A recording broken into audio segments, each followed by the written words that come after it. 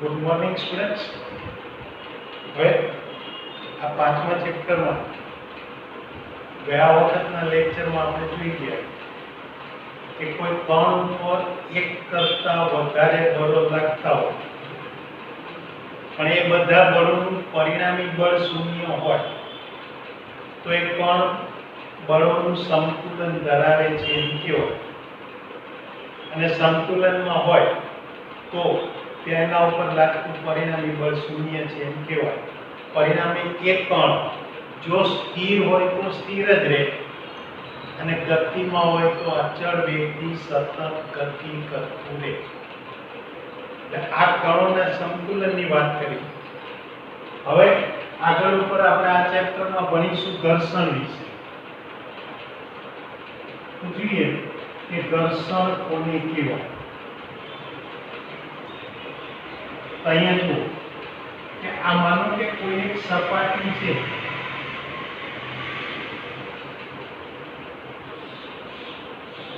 એના ઉપર કોઈ પદાર્થ મૂકી દો. માનો કે આ પદાર્થનું દળ એમ છે. ચાલ આ પદાર્થ ઉપર અહીંયા બહારથી કોઈ બાહ્ય બળ લગાડવા લાગે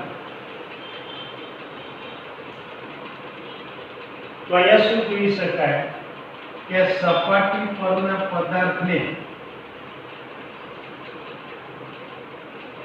એ સ્થિર પડેલો પદાર્થ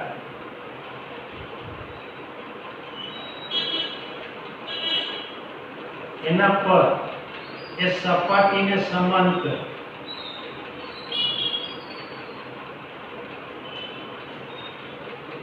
બાહ્ય બળ લગાડવાની શરૂઆત કરીએ.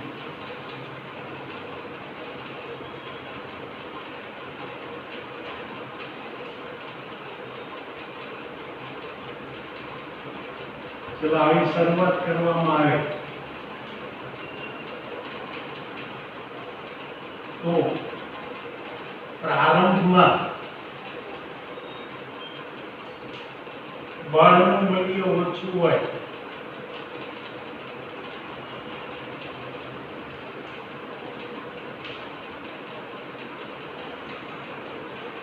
ત્યાં સુધી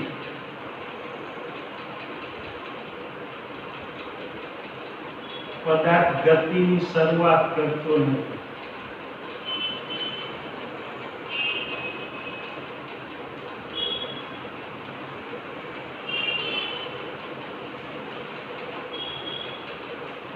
કારણ શું કે પદાર્થની સપાટી અને સ્થિર સપાટી આ બે વચ્ચે ગતિનો વિરોધ કરનારું કંઈક અવરોધક બળ ઉદ્ભવે છે. એટલે કારણ કે સ્થિર સપાટી અને પદાર્થની તેના સંપર્કમાં રહેલી સપાટી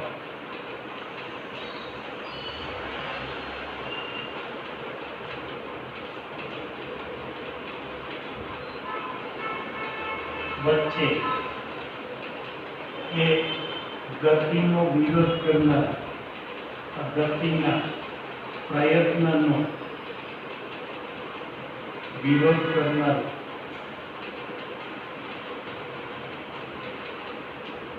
કંઈક બળ ઉત્પન્ન થાય છે.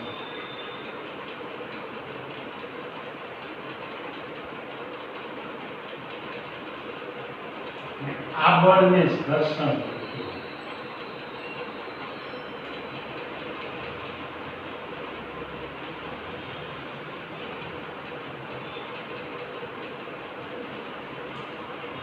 આમ ઘર્ષણ બળ એટલે શું થયું કે કોઈ પણ પદાર્થ સપાટી પર એટલે સપાટીની સાપેક્ષે ગતિ કરતો હોય અથવા તે ગતિ કરવાનો પ્રયત્ન કરે ત્યારે પદાર્થની સપાટી અને એ સ્થિર સપાટી બે વચ્ચે ગતિનો વિરોધ કરનારું કંઈક અવરોધક બળ ઉત્પન્ન થાય.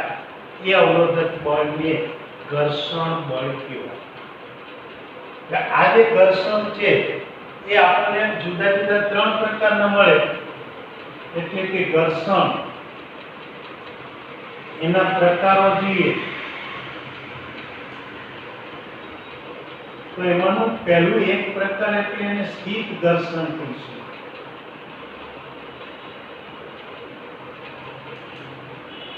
તો આ ક્યારે થાય કે પદાર્થ જ્યારે સપાટીની સાપેક્ષે સ્થિર હોય તો ગતિની શરૂઆત કરવાનો પ્રયત્ન કરતો હોય ત્યારે અહીંયા જે ઘર્ષણ ઉત્પન્ન થાય એ ઘર્ષણને સ્થિર ઘર્ષણ કહેવાય. એટલે કે અહીંયા પદાર્થ સપાટીની સાપેક્ષે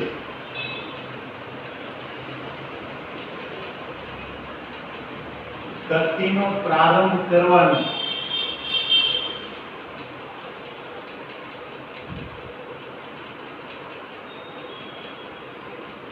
શરૂઆત કરે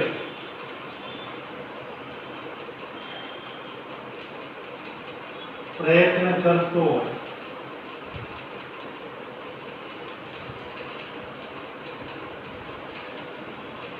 ત્યારે ઉત્પન્ન થતું ઘર્ષણ.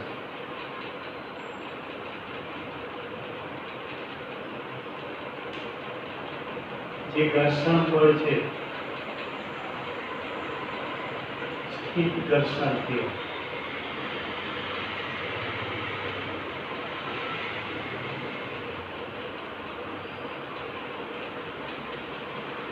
આ ટૂંકમાં પદાર્થ સપાટીની સાપેક્ષે સ્થિર હોય, ગતિની અવસ્થામાં ના હોય ત્યારે જે ઘર્ષણ લાગે એ સ્થિર ઘર્ષણ કહેવાય.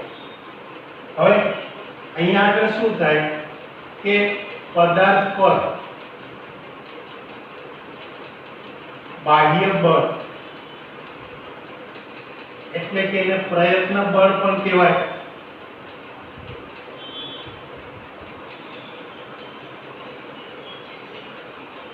જેમ વધે તેમ સ્થિર ઘર્ષણ બળ વધે.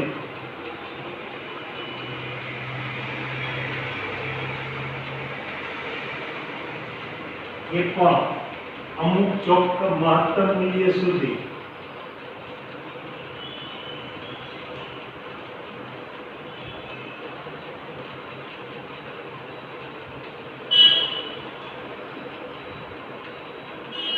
વધતું થાય. ટૂંકમાં જો પદાર્થ સપાટી પર સ્થિર જ પડી રહે, ગતિ કરવાનો પ્રયત્ન પણ ન કરે તો ત્યાં ઘર્ષણ લાગતું નથી. એટલે ઘર્ષણ બળે પહેલેથી લાગતું બળ હોતું નથી. બીજી રીતે કહું તો ઘર્ષણ બળ એટલે બીજું કંઈ નહીં, એક પ્રકારનું પ્રત્યાઘાતી બળ કહેવાય કે તમે પદાર્થ ઉપર બહારથી બળ લગાડી એને ગતિ કરાવવા માટે પ્રયત્ન બળ લગાડો તો એ પ્રયત્ન બળનો એટલે કે એ ક્રિયા બળનો વિરોધ કરનારો જે પ્રતિક્રિયા બળ એ સપાટી અને પદાર્થ વચ્ચે ઉત્પન્ન થાય એ ઘર્ષણ બળ છે. એટલે આ રીતે આ ઘર્ષણ બળ છે એ શરૂઆતમાં મહત્તમ ના હોય, પહેલેથી એક સરખું અચળ લાગતું ના હોય. જેમ જેમ બહારનું પ્રયત્ન બળ વધતું જાય એમ એ ઘર્ષણ બળ વધતું જાય. અને ક્યાં સુધી વધે તો કે ઘર્ષણ બળને વધવા માટે કંઈક મર્યાદા છે. અમુક ચોક્કસ મહત્તમ મૂલ્ય સુધી એ વધી શકે, ત્યાર પછી એ વધી શકે નહીં. તો એ જે મહત્તમ મૂલ્ય સુધી વધે ત્યાં સુધી એ ગતિ ઉત્પન્ન થતી નથી. પણ જ્યારે એ બાહ્ય બળ ત્યાં મહત્તમ ઘર્ષણ બળ કરતા વધી જાય ત્યારે પદાર્થ ગતિની શરૂઆત કરે. એટલે કે અહીંયા આગળ આ જો મહત્તમ ઘર્ષણ બળ જો મહત્તમ સ્થિત ઘર્ષણ બળ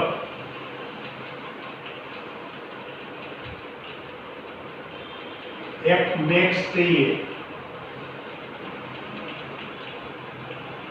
તો અહીંયા જોઈ શકાય કે જ્યારે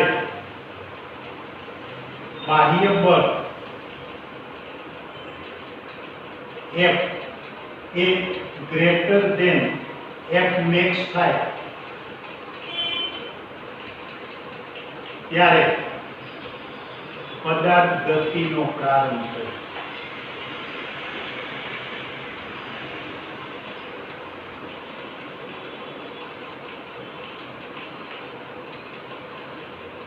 જ્યાં સુધી બાહ્ય બળ એ મહત્તમ ઘર્ષણ બળ કરતા ઓછું અથવા તો મહત્તમ ઘર્ષણ બળ જેટલું હોય ત્યાં સુધી પદાર્થ ગતિ કરતો નથી. એટલે કે હું અહીંયા કહી શકું કે જ્યાં સુધી F less than or equal to F max હોય ત્યાં સુધી પદાર્થ ગતિ કરતો નથી.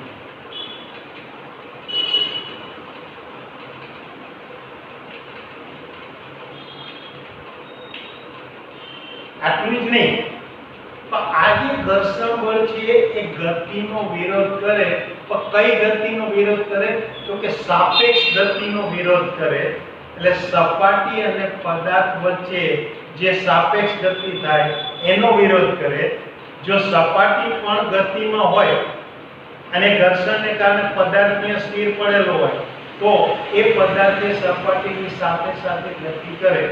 ઉદાહરણ તરીકે જુઓ, એક ટ્રેન ચાલતી હોય, ટ્રેનના ફ્લોર ઉપર કોઈ એક વજનદાર પદાર્થ મૂકેલો હોય તો ટ્રેન ધીરે ધીરે ગતિની શરૂઆત કરે એટલે પરિણામે એ પદાર્થ પણ એ ટ્રેનની સાથે સાથે ગતિની શરૂઆત કરે. ટ્રેન એકવાર અચળ વેગથી ગતિ કરવા લાગે એટલે અચળ વેગથી ગતિ કરતી હોય ત્યારે આ ટ્રેનની પેલા ફ્લોર એટલે ટ્રેનનું ભોંયતળિયું અને પદાર્થ એ બે વચ્ચે કોઈ સાપેક્ષ ગતિ થતી નથી. પરિણામે બે વચ્ચે સ્થિર ઘર્ષણ લાગતું નથી. એટલે આ રીતે સ્થિર ઘર્ષણ એ માત્ર ગતિનો વિરોધ કરે એમ નહીં, પણ એ સાપેક્ષ ગતિનો વિરોધ કરે છે. એટલે કે હું અહીંયા આમ કહી શકું કે સ્થિર ઘર્ષણ એ માત્ર પદાર્થની સપાટીની સાપેક્ષે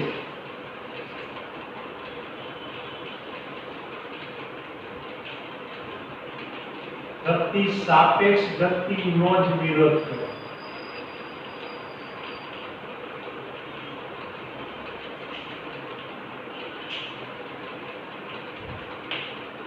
એ ગતિનો વિરોધ નહીં, માત્ર સાપેક્ષ ગતિનો જ વિરોધ કરે. એટલે આ રીતે આ સ્થિર ઘર્ષણ એ સાપેક્ષ ગતિનો વિરોધ કરે છે એમ કહી શકાય. હવે જો આ પદાર્થ અહીંયા આગળ મૂકીએ તો પદાર્થનું વજન બળ જે છે એ આ આધો દિશામાં સપાટીને લંબ mg જેટલું લાગે. તો એ જે વજન બળ છે સપાટીને લંબ રૂપે લાગે છે, માટે એને લંબ બળ કહેવાય. હવે જ્યારે માત્ર આ વજન બળ એક જ જો પડેલું હોત, બાહ્ય બળ લાગતું ન હોત, તો આ વજન બળનો સપાટીને સમાંતર દિશાનો ઘટક કેટલો હોત? શૂન્ય. પરિણામે ત્યાં ગતિનો કોઈ પ્રયત્ન થતો નથી. જો મેં બાહ્ય બળ સપાટીને સમાંતર લગાડેલું છે તો બાહ્ય બળનો સપાટીને સમાંતર ઘટક મહત્તમ મળે. આના બદલે જો અહીંયા આગળ આ પદાર્થ અહીં સપાટી ઉપર પડેલો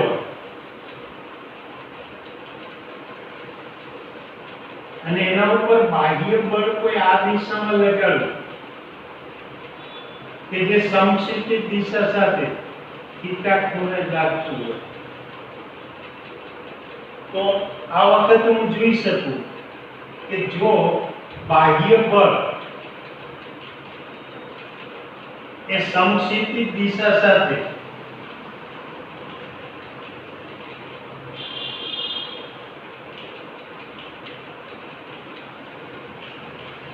થીટા કોણ બનાવતું હોય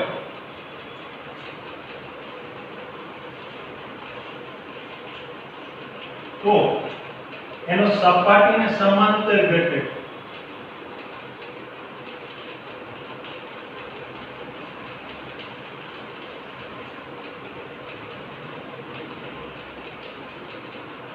એટલે કે f cos θ એ સાપેક્ષ ગતિ ઉત્પન્ન કરવાનો પ્રયત્ન કરે.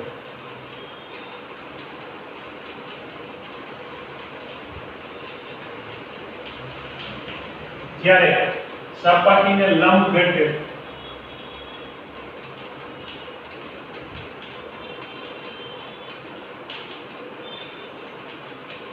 એટલે કે f sin θ એ પદાર્થના વજન બળને સમતુલ્ય.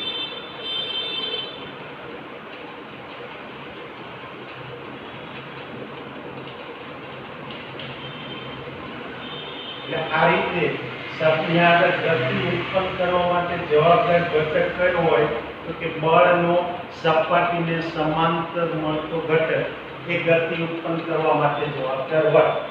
હવે અહીંયા પદાર્થ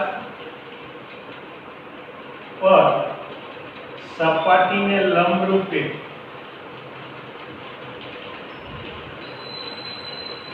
સપાટી વડે લાગતા બળને લંબ બળ કહેવાય.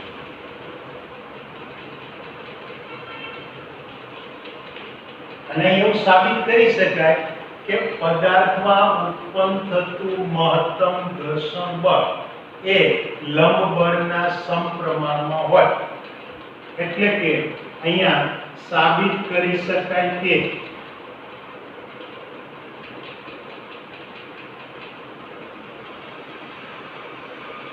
પદાર્થ પર લાગતું મહત્તમ ઘર્ષણ બળ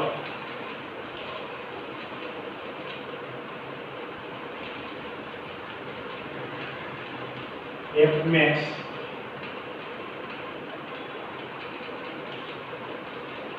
તેના પર લાગતા લંબ બળ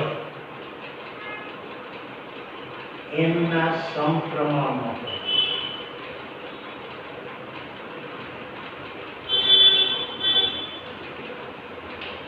એટલે કે F max સમપ્રમાણમાં ચલે n અને માટે F max બરાબર કંઈક μs * n લખાય, જ્યાં μs ને એ સપાટીનો સ્થિત ઘર્ષણાંક કહેવાય.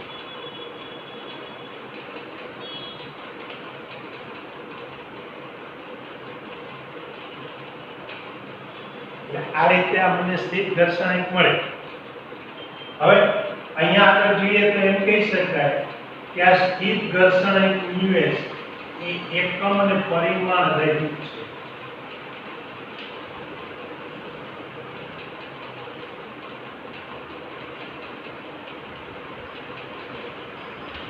કારણ કે બે બળનો ગુણોત્તર છે. તો અહીંયા હું કહી શકું કે આ F max એ લંબ બળના સમપ્રમાણમાં હોય પણ એ સપાટીના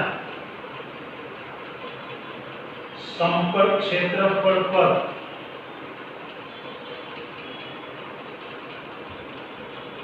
એ આધાર રાખતું નથી.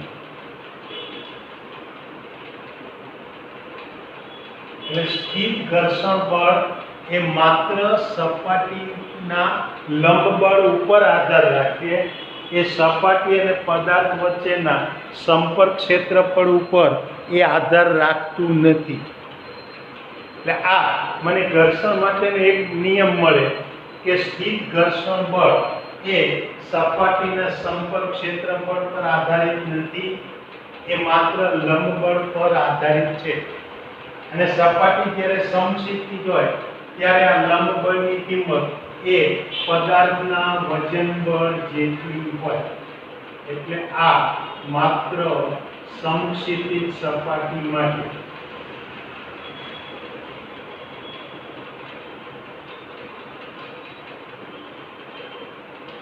જો આ સપાટી સમક્ષિતિજ હોય તો આ ઘર્ષણ બળ એ અહીંયા આગળ આપેલા વજન બળ ઉપર આધાર રાખી એમ કહી શકાય.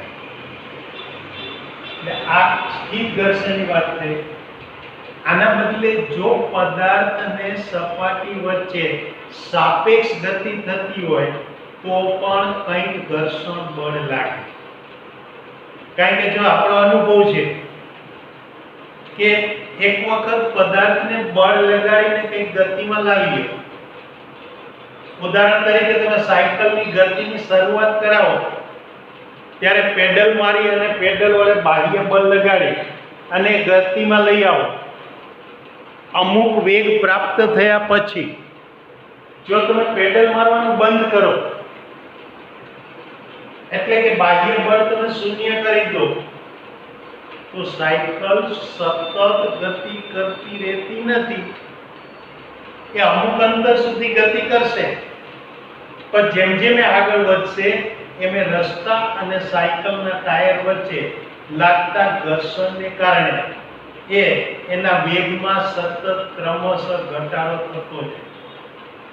એટલે જો મારે ગતિને અચળ વેગથી ચાલુ રાખવી હોય તો પણ એના ઉપર કંઈક જે ઘર્ષણ બળ લાગે છે એ ઘર્ષણની વિરુદ્ધમાં મારે કંઈક એના ઉપર બાહ્ય બળ લગાડવું પડે તો જ એ સાયકલની ગતિ ચાલુ રહે.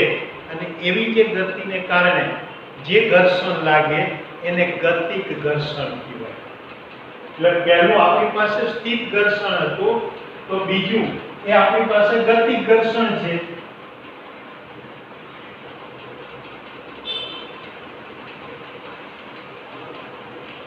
કે જે પદાર્થ અને સપાટી વચ્ચે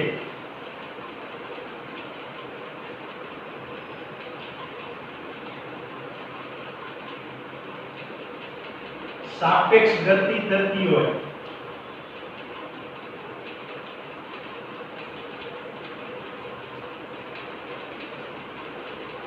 ત્યારે લાગે.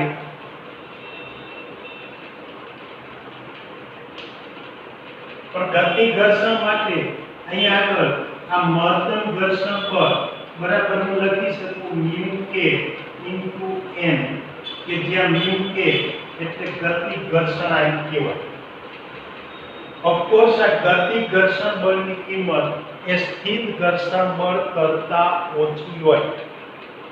એટલે સ્થિર ઘર્ષણ બળ સૌથી વધારે લાગે, ગતિક ઘર્ષણ બળ એના કરતા ઓછું લાગે. પણ એ ગતિક ઘર્ષણ બળ ક્યારે લાગે કે જ્યારે પદાર્થ અને સપાટી વચ્ચે સાપેક્ષ ગતિ થતી હોય ત્યારે. એટલે ગતિક ઘર્ષણ એ પણ ગતિનો વિરોધ કરે, સ્થિર ઘર્ષણ એ પણ ગતિનો વિરોધ કરે.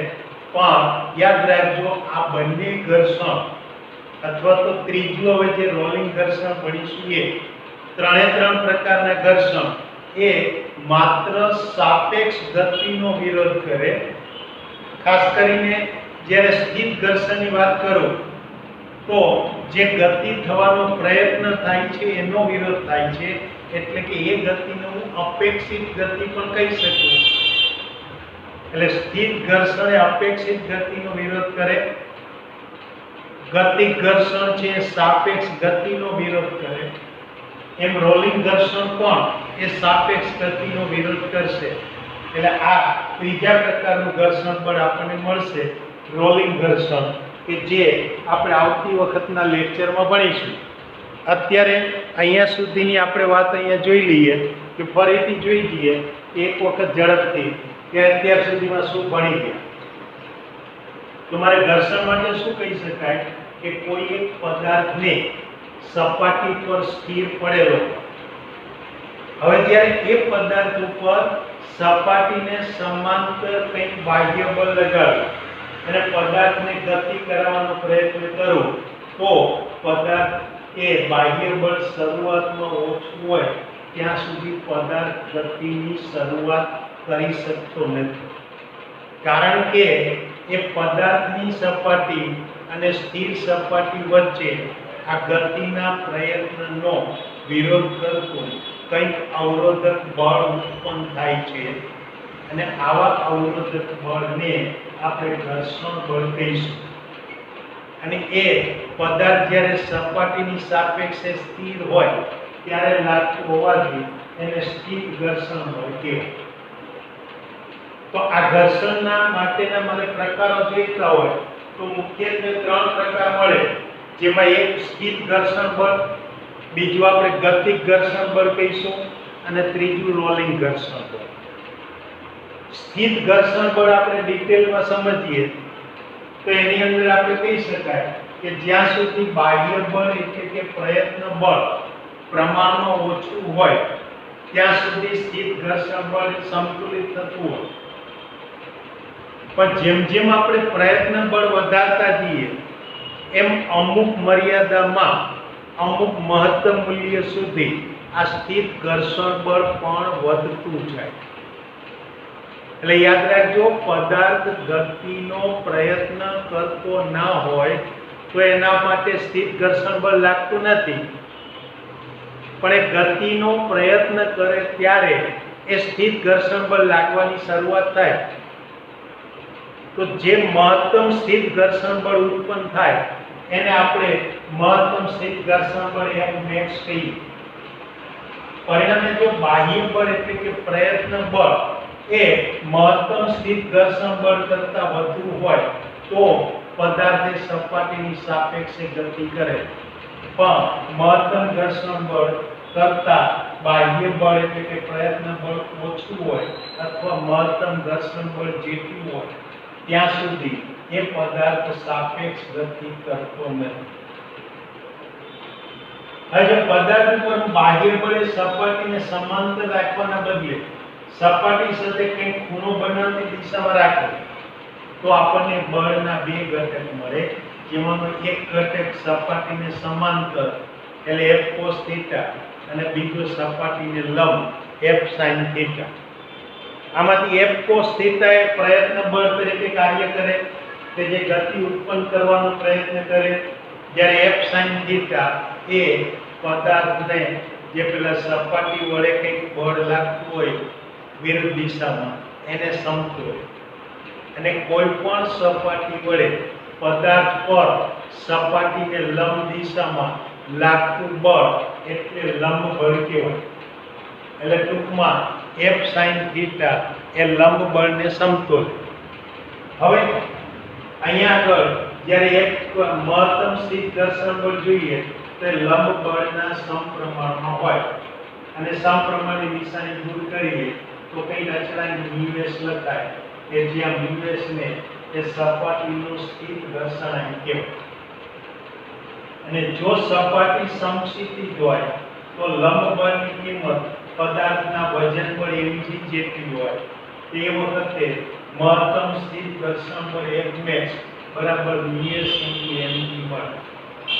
આ ઘર્ષણાંક μs એકમ અને પરિમાણ રહિત છે, કારણ કે આમ જોવા જાવ તે 2 બળોનો જ ગુણોત્તર છે. એ ઉપરાંત જો પદાર્થ સપાટી પર ગતિ કરતો હોય તો એ સાપેક્ષ ગતિનો વિરોધ કરનારું પણ ઘર્ષણ બળ પદાર્થ ઉપર સપાટી વડે લાગતું હોય એ ઘર્ષણ બળને ગતિક ઘર્ષણ બળ કહેવાય. અને ગતિક ઘર્ષણ બળ માટે પણ કહી શકાય કે Fmax એટલે મહત્તમ ગતિક ઘર્ષણ બળ એ આ μk × n જેટલું હોય કે જ્યાં μk એટલે ગતિક ઘર્ષણ કહેવાય. તો આ 2 પ્રકારના ઘર્ષણની વાત કરી. હવે આવતી વખતે આપણે રોલિંગ ઘર્ષણ અને પદાર્થની વક્ર માર્ગે ગતિનો અભ્યાસ કરીશું. ત્યાં સુધી રજા લઈએ. આવજો. Good bye.